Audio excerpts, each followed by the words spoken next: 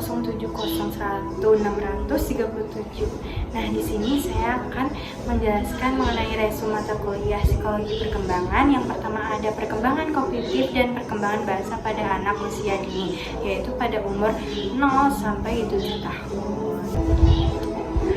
Nah, yang pertama ada perkembangan kognitif pada anak usia 0 sampai 7 tahun. Nah, apa sih kognitif itu? Kognitif itu seringkali diartikan sebagai kemampuan individu untuk menghubungkan atau menilai dan mempertimbangkan sesuatu, kejadian atau peristiwa. Atau biasanya kognitif itu lebih identik dengan berpikir.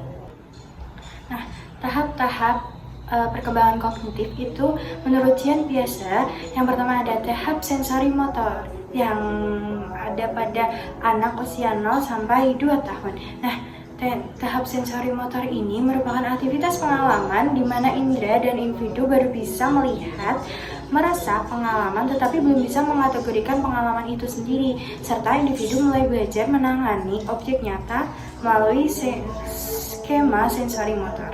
Yang kedua yaitu ada tahap praoperasional, di mana tahap praoperasional ini terjadi pada anak umur 2 sampai 7 tahun.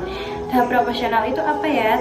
Nah, tahap praoperasional itu tahap pemikiran atau tahap di sini itu anak udah mulai bisa berpikir simbolis. Nah, sebenarnya tahap ini tuh lebih bersifat egosentris dan intuitif daripada logis. Nah, anak mulai mempresentasikan dunia dengan menggunakan kata-kata.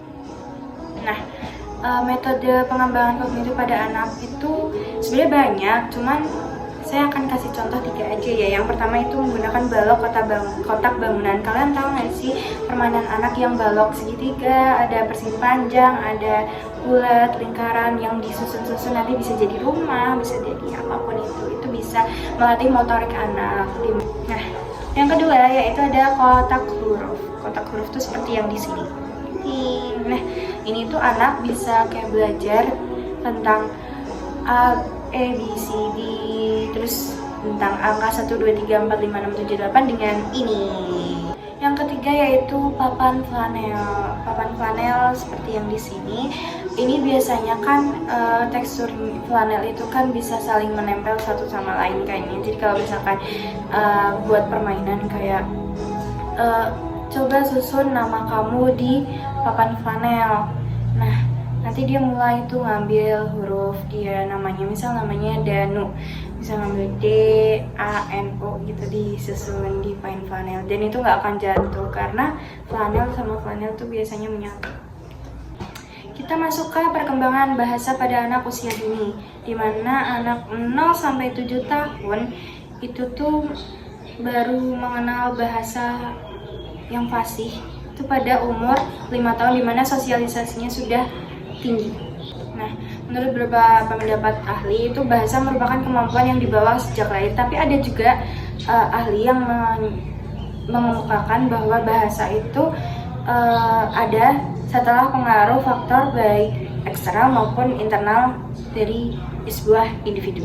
Yang pertama itu ada teori Navitis, di mana teori ini itu meyakini bahwa bahasa itu ada sejak individu itu lahir. Nah, menurut aliran Navitis ini, peran evolusi biologi sejalan dengan pertumbuhan fisik dan mental anak. Oke, yang kedua yaitu teori behavioristik, di mana teori ini berbanding terbalik dengan teori Navitis. Teori Navitis itu meyakini bahwa bahasa itu ada sejak individu itu lahir, sedangkan dari teori behavioristik adalah bahasa itu terbentuk dari faktor lingkungan, dari orang tua, gen, dan faktor eksternal internal lainnya. Gangguan multisystem development atau MSDD. Nah, di mana gangguan ini tuh terlihat adanya problem komunikasi, sosial, atau proses sensorial terhadap rangsangan pada anak usia dini. Disintegrasi PSDS kanak-kanak atau bisa disebut childhood disintegrasi disorder atau bisa disebut CDD. Kan tadi MSDD, sekarang CDD. Nah, pada anak gangguan ini mulanya tuh berkembang secara normal. Nah, baru setelah di atas usia 2 tahun, anak mulai kehilangan kemampuan yang telah dikuasainya dulu sebelum umur 2 tahun. Misal sudah bisa mulai mengatakan mama papa, sudah bisa mulai berjalan, sudah bisa mulai melangkah, berlari, menggelinding. Tapi setelah 2 tahun itu anak mulai kehilangan kemampuan tersebut. Oke, Kesimpulan dari pembahasan ini yaitu yang pertama ada perkembangan kognitif pada anak usia dini, dan yang kedua ada perkembangan bahasa anak pada usia dini. Nah, perkembangan kognitif dan bahasa ini sangat penting karena akan berdampak pada kemudian hari, di mana anak itu pada usia segini sudah harus bisa ini, usia segini harus sudah bisa ini.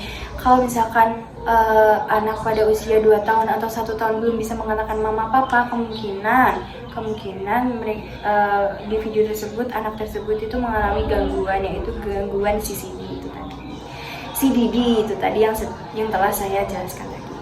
Nah, untuk perkembangan kognitif memang harus dilatih sejak dini karena anak pada usia dini itu sangat membutuhkan latihan motorik, latihan berpikir secara halus, berpikir secara egosentrisme, dan lain sebagainya.